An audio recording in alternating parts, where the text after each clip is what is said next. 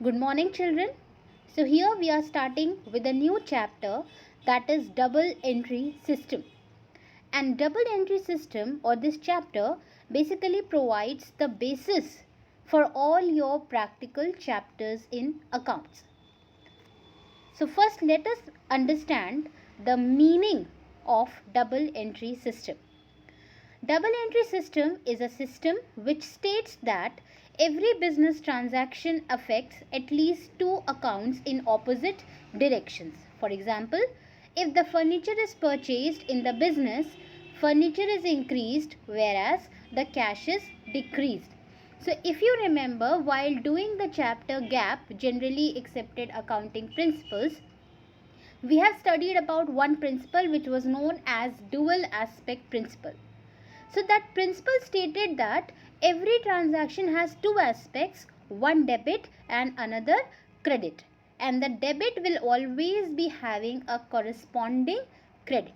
So this double entry system is basically in relation to that dual aspect principle. So double entry system, as the name suggests, double means two or dual. So double entry system is a system whereby it states that every business transaction, that means every financial activity which occurs in a business and changes its financial position, it affects at least minimum of two accounts in opposite directions. That means one will be debited and another one will be credited. So one example is has been given to you in this meaning, that is whenever a furniture is purchased by the business, so what will happen? For purchasing the furniture, business will have to pay the amount of furniture in return, no doubt. So at one hand the furniture is coming in the business, and on the other hand the cash is going out of the business. At one hand furniture is increasing, and on the other hand cash is decreasing. So one single transaction has affected the two aspects. So this is known as double entry system. Now the definition. So this definition of double entry system is given by J.R. Bartleby. Every business transaction has a twofold effect, and that it affects two accounts in opposite directions. And if a complete record were to be made of each such transaction, it would be necessary to debit one account and credit another account. It is this recording of the twofold effect of every transaction that has given rise to the term double entry system. So this is the definition given by J.R. Bartleby, and according to him, or in his words, the same thing is there, that every business transaction has two aspects, and both the two aspects move in an opposite direction. That means one will be debited and the other will be credited. One will be increased and the other will be decreased. So this recording of both the aspects is known as double entry system. Now let us understand the characteristics of double entry system, or we can also call it as features of double entry system. So the characteristic of this system is that, first of all, every business transaction affects two accounts. That we have learnt in the meaning itself, that one characteristic is that every business transaction under this system affects two accounts. Then number two, recording of both personal and impersonal aspects. That means here, according to the double entry system, both the aspects, whether it is personal, related to personal expenses, etc., or it is impersonal, both are recorded. Then thirdly, recording is made according to certain specified rules. Very important. We have already learned the chapter GAAP, whereby we have learned what are the various principles and conventions which needs to be followed while preparing the books of accounts. So double entry system, the characteristic is that recording under double entry system is made according to certain specified rules. For example, those GAAP accounting standards, etc. And the fourth one is preparation of trial balance. So double entry system requires the preparation of trial balance. We have learned why the trial balance is prepared. We have learned in the very fundamental chapter of accounting that trial balance is prepared to basically know the or check the arithmetical accuracy, whether the total of debit is equal to the total of credit or not. And in detail we'll be studying the trial balance chapter later on. Now one very important point in this chapter, which provides the basis of your accounting, is the classification of accounts. That means the types of accounts. As you can see in the diagram or in the flow chart, there are three main types of accounts. Those are personal account, real account and nominal account. So there are three types of accounts: personal, real and nominal. Personal account can further be divided into three parts: personal natural, personal artificial and personal representative. So first of all, let us discuss each account and its sub-classification in detail. So personal account, as the name suggests, something to do with the person or like that. So as we can see, there are three types of accounts: personal account, real account and nominal account.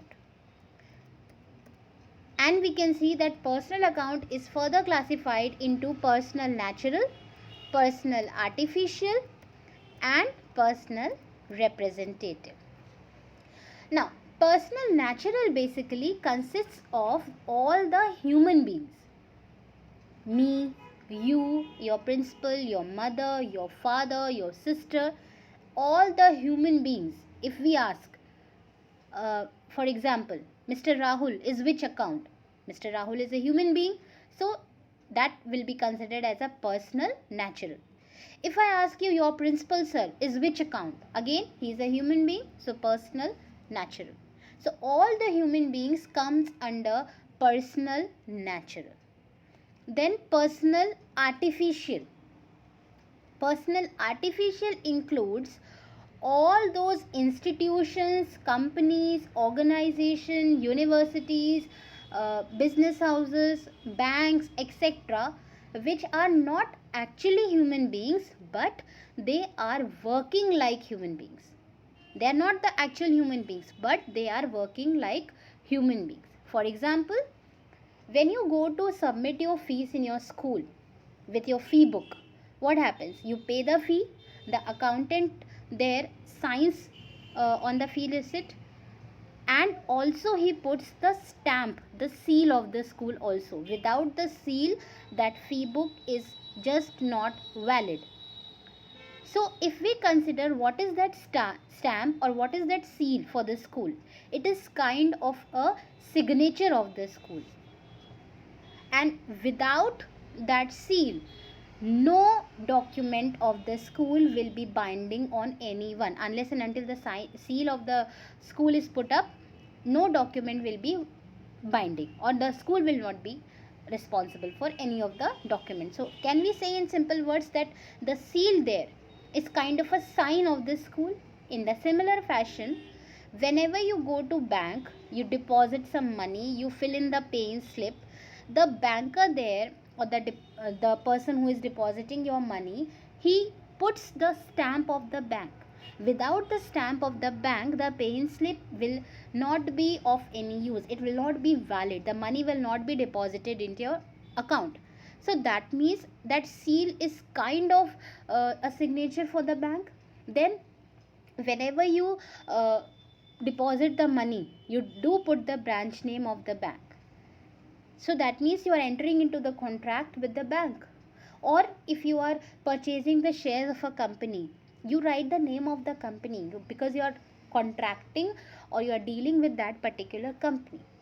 So if we, in a nutshell, if we summarize that the companies, the organization, the schools, the colleges, they are working like human beings. They are entering into contact.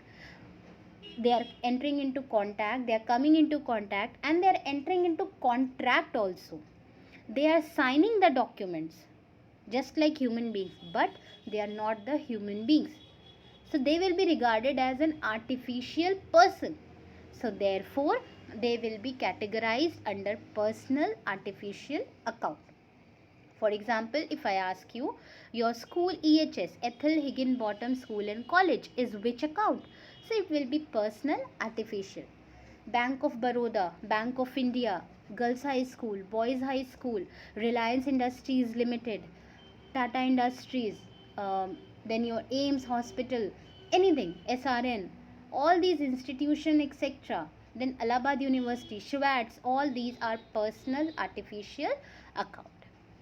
Then representative, basically the personal representative account includes all those items which represent your assets and your liabilities. You are very much familiar with the word assets and liabilities because we have already discussed these two words in the basic terminology chapter. So personal representative accounts includes all those items which represent your assets and your liabilities.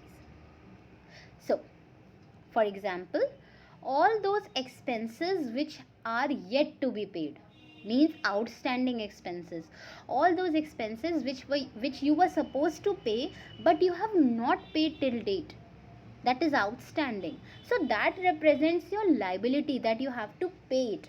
So that will be considered as personal representative. For example, if you are living in a rented house and if you have to pay the rent of 6 months but you have paid only for 5 months, so the 1 month rent which you have not paid, that will be considered as outstanding expense, and that is a liability of yours. That means you are liable to pay that 1 month outstanding rent. Then it can also include outstanding income. For example, you have performed your work for somebody and in return you have to receive certain amount of income which you have not received. You have done your work, you have rendered your service, but you have not yet received the payment. So in that case, that will be outstanding income. That will represent your asset because you have performed the work but you have not received the payment. For example, if you have given a certain amount of loan to somebody, you have given the loan. That means you will be receiving the interest. So suppose if you have received the interest for 10 months, but remaining 2 months you have not received. You have given the loan already. Time has already passed, but you have not received the interest for 2 months. So that outstanding interest for 2 months will be an outstanding income for you, or we can say accrued income for you. So that will represent your asset. Similarly, prepaid expenses. There can be expenses which are prepaid. That means you have paid in advance. So if you are living in a rented house, again I am taking the same example. If you are living in a rented house and if you have paid the rent in advance for 4 months. So since the 4 months are yet to come, but you have already paid the rent in advance. So the rent paid in advance of those 4 months which are yet to come, the services are yet to be taken, that will be considered as prepaid expenses and that will represent your asset because you have already made the payment for that and you just have to receive the services. On the other hand, there can be pre-received income. That means there can be income which you have received in advance. So that will be considered as a liability for you. That will represent a liability for you.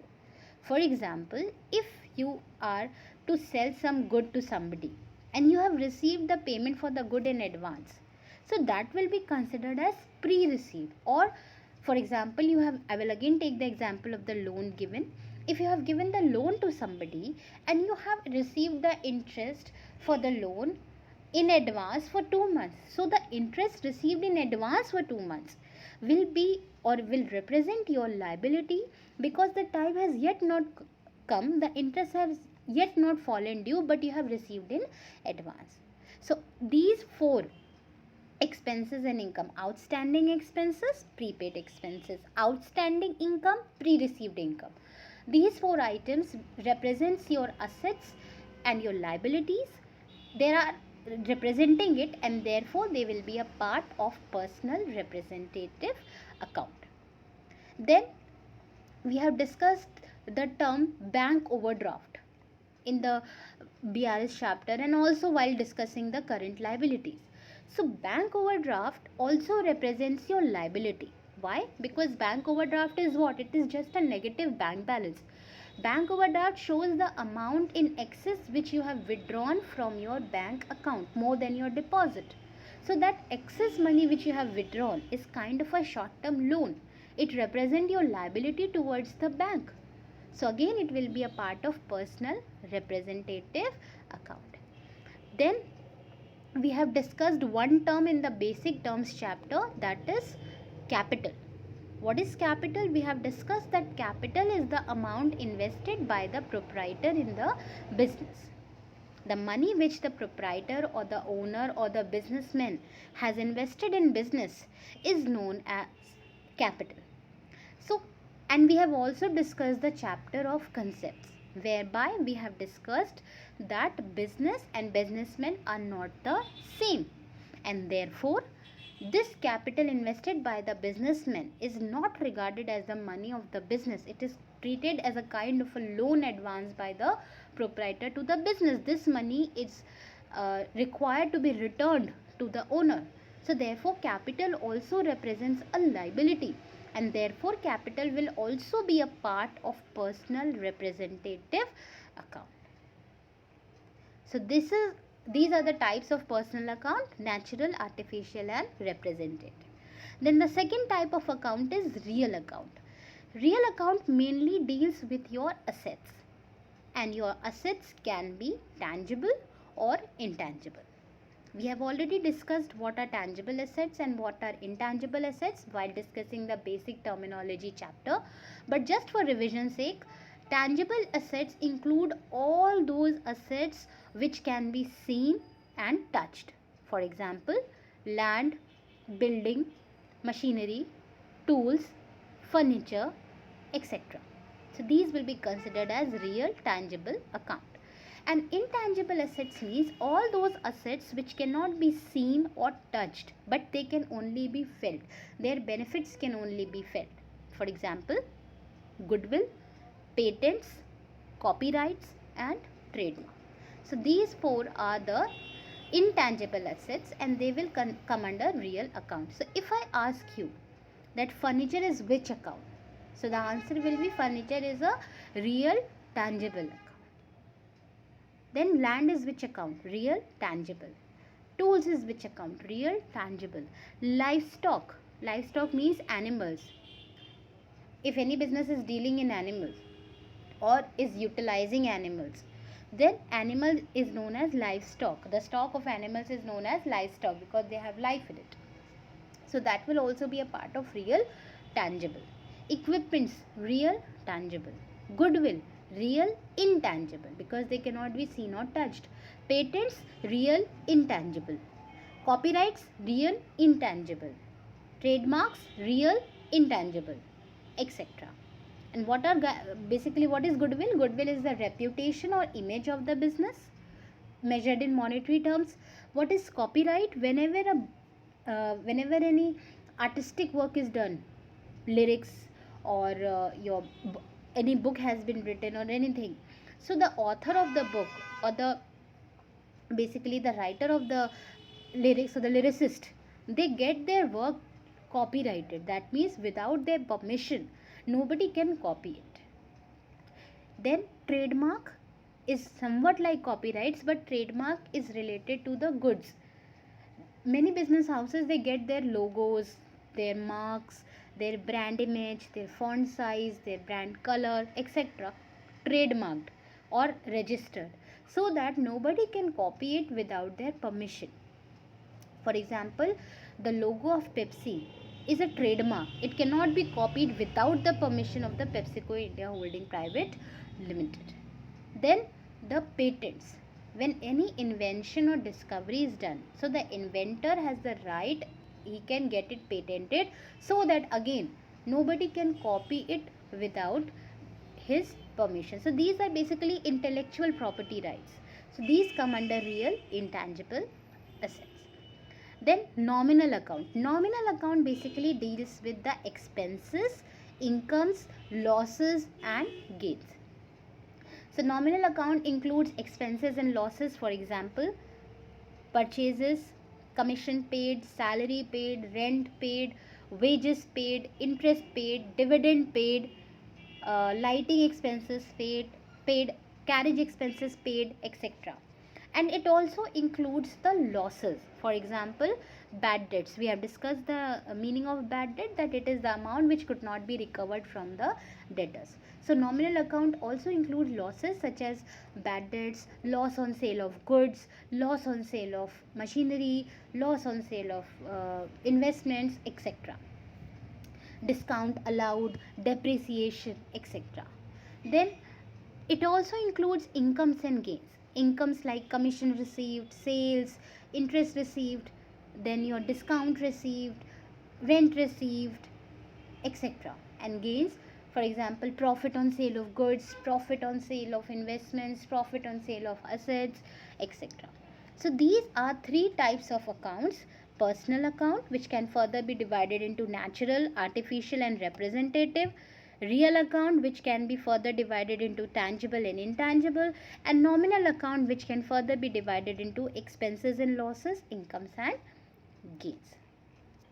Now note, when any word as a prefix or a suffix, prefix means any word is attached before some word, and suffix means when any word is attached after some word, is added to the nominal account. Very important. Those items which comes under nominal account, for example, commission, rent, interest, dividend, etc. When any word as a prefix or suffix is added to the nominal account, means all those items which comes under nominal account, if any word is added before that word of nominal account or after that word, then it becomes a personal account. For example, if the word outstanding is added before or prefixed to rent, outstanding rent, rent is a nominal account, but if outstanding word is added, outstanding rent, then it becomes a personal account. And personal which account? Personal representative account. Then if again rent is a nominal account, but if any other word is attached to it before, prepaid rent, then prepaid rent becomes your personal representative account. So for example, rent account is a nominal account, but outstanding rent or prepaid rent account is a personal account. And personal which account? Personal representative account. Similarly, commission account is a nominal account, but commission received in advance. So received in advance is suffixed, has been added after the word commission. So that becomes a personal account, again personal representative account. So for example, interest is a nominal account, but prepaid interest, then it will become a personal representative account. Then again, interest is a nominal account, but interest received in advance will become a personal representative account. Now, rules of debit and credit, very important. These are known as golden rules of accounting. Different account has different golden rule which you need to remember by heart throughout, because these will be very helpful in your practical chapters, and these type of questions are very important. These may be asked for your vivas as well when you reach class 12.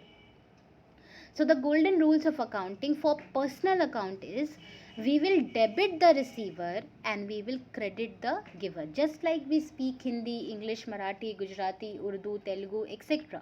In the similar fashion, debit and credit is the language of accounts. So as we have done already in the meaning of double entry system, that every transaction has two aspects. One is to be debited and the other is to be credited. So what is to be debited and what is to be credited, that depends on these golden rules, because while solving the questions, while determining whether something has to be debited or something has to be credited, first of all we have to analyze whether that particular item is a part of personal account or real account or nominal account. First of all we have to identify that, and after identifying that, we have to first of all basically apply or identify the name of the account or the category of account to which it belongs, and then we have to apply the golden rule. So if any item comes under personal account, for example Ram is a personal account, so in that case we have to apply the rule debit the receiver and credit the giver. We will debit the receiver and we will credit the giver. Then real account, the golden rule is debit what comes in and credit what goes out. And nominal account, the rule is debit all expenses and losses and credit all incomes and gains. So personal account, the rule is debit the receiver and credit the giver. Real account, debit what comes in and credit what goes out. And nominal account, debit all expenses and losses, credit all incomes and gains. So these are the golden rules of accounting which you need to remember by heart. Then points to remember. Number 1, all assets. These are basically these are the rules in addition to the golden rules which will be helping you in solving the practical problems in different chapters. So point number 1, all assets, expenses and losses have a debit balance. If I ask you, asset carries which balance? I never see, you remember that asset is a part of real account. So real account says debit what comes in and credit what goes out. So if the asset is coming in, it will be debited. If the asset is going out, it will be credited. Very simple. But if I ask you what is the general balance of asset, I never told you whether it is coming in or going out. In that case, this rule number 1 will apply, that all assets, expenses and losses have a debit balance. Similarly, point number 2, all liabilities, incomes and gains have a credit balance. So all assets, expenses and losses have a debit balance, and all liabilities, incomes and gains have a credit balance. Then rule number 3, if there is an increase in the balance of asset, it is debited. On the contrary, if there is a decrease in the balance of assets, it is credited. So remember the rule number 1, that all assets have a debit balance. So if the value of asset increases, we will debit it more. But if the value of asset decreases, we will do the opposite part. That means it will be credited. On the other hand, point number 4, if there is an increase in the balance of liabilities, it is credited.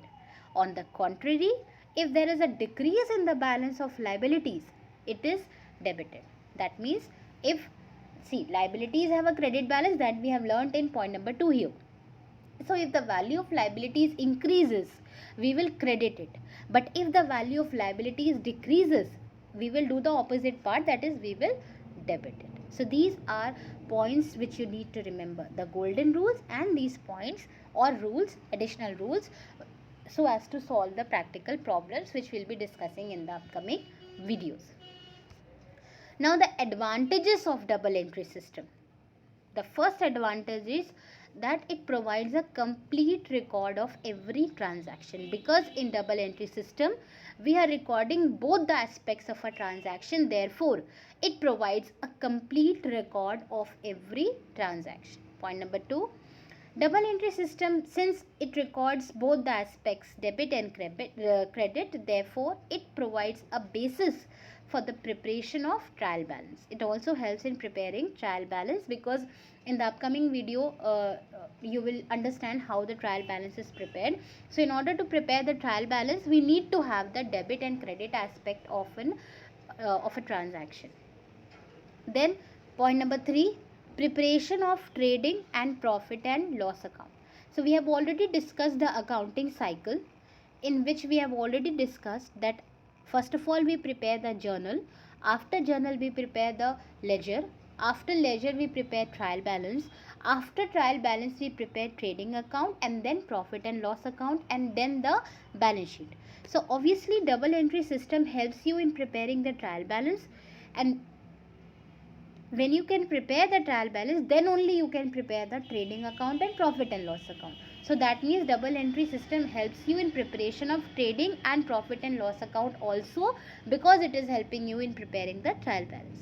And last point, knowledge of financial position of the business. We have already studied that balance sheet is used or prepared to know the financial position of the business. So balance sheet can be prepared only with the help of trading and profit and loss account. Trading and profit and loss account can only be prepared with the help of trial balance, and trial balance can only be prepared with the help of double entry system. So that means that double entry system helps you in the preparation of trial balance also, trading and profit loss account also, and also the balance sheet, so that it can provide you the knowledge of financial position of the business. So these are the advantages of double entry system. Now the disadvantages of double entry system. Number 1, a number of books are to be kept under this system. As such, the system is quite expensive. Obviously, you have to record both the aspects of each and every transaction, and a business doesn't have only one or two transactions. It has n number of transactions. So a number of books needs to be prepared. You need to prepare journal, ledger, trial balance, trading account, profit and loss account, balance sheet. So obviously so many books have to be maintained, and therefore the system becomes expensive. Point number 2, it is quite difficult to apply the rules of debit and credit, because in order to apply the rule of debit and credit, one needs to be very much aware and expert in this. And the third one, only the arithmetical accuracy of the accounts is checked by preparing a trial balance under the double entry system. We have already discussed that we prepare the double entry system or we prepare the trial balance to know that, or to check the arithmetical accuracy whether the debit is equal to the credit or not. But if we have recorded the transaction altogether, if we have recorded wrong, suppose if we have purchased the furniture for 500, but by mistake we have while recording we have recorded the purchase of furniture as 5000. So that means we must have debited also 5000 only, and we must have credited also 5000. So ultimately the debit will be equal to credit with 5000. But the amount was not supposed to be 5000. The amount was supposed to be 500. So only the arithmetical accuracy can be checked. But whether it is totally correct or not, that cannot be checked. So this is again the disadvantage of double entry system. So I hope the topics discussed in this chapter is clear to you children. Go through the video once again, revise each and every topic of this, especially go through the classification of accounts which we have discussed here. Go through it very carefully, because that provides a basis for all your practical chapters in class 11th. So this is the assignment based on the topics which we have discussed in this chapter. You have to answer the following questions in your register. Now, before discussing these questions, one more important thing, children. The classification of accounts which I have discussed here in this video, I have given them in detail in the PDF. So, you can go through the video and the PDF as well. So, first of all, you have to answer the following questions in your register. Question number 1. You have to define the double entry system. What is a double entry system? It is a system which states that every business transaction affects at least two accounts in opposite direction. Then you can also give the definition given by J.R. Bartleby. He said that every business transaction has a twofold effect, and that it affects two accounts in opposite directions, and if a complete record were to be made of each such transaction, it would be necessary to debit one account and credit another account. It is this recording of the twofold effect of every transaction that has given rise to the term double entry system. So this is the definition given by J.R. Bartleby that you can write as an answer to this question. Then question number 2, you have to state any two characteristics of double entry system. We have discussed 4 characteristics. You can write any two. For example, preparation of trial balance, then recording is made according to certain specified rules, recording of both personal and impersonal aspects, etc. Then question number 3, draw a chart to show the classification of accounts. So for showing the classification of accounts, you can prepare the chart which we have discussed here in this video, that is this chart. You can make this chart as an answer to this question to show the classification of accounts.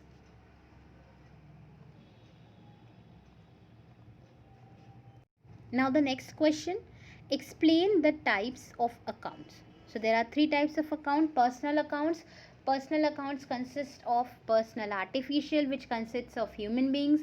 Then personal basically personal artificial, which consists of all those institutions and organizations which acts as human beings, but they are not the living beings. For example, universities, schools, colleges, industries, companies, banks, etc. Then it consists of natural, personal natural, which includes all the human beings, for example Ram, Shyam, etc. Then it includes personal representative, which represents your assets and liabilities, for example outstanding expenses, outstanding income, prepaid expenses, pre-received income, capital, bank overdraft, etc. Then it includes the second type of accounts as real account, which deals with the assets. It includes tangible assets which can be seen and touched, for example land, building, machinery, equipments, furniture, livestock, stock of goods, etc. And also it consists of intangible assets, that is which cannot be seen or touched, for example goodwill, patents, copyrights, trademark. Then the third type of account is nominal account. Nominal account includes expenses and losses such as dividend paid, interest paid, discount allowed, purchase of goods, lighting expenses paid, telephone expenses paid, etc. Then it also includes losses such as bad debts, loss on sale of assets, loss on sale of goods, etc.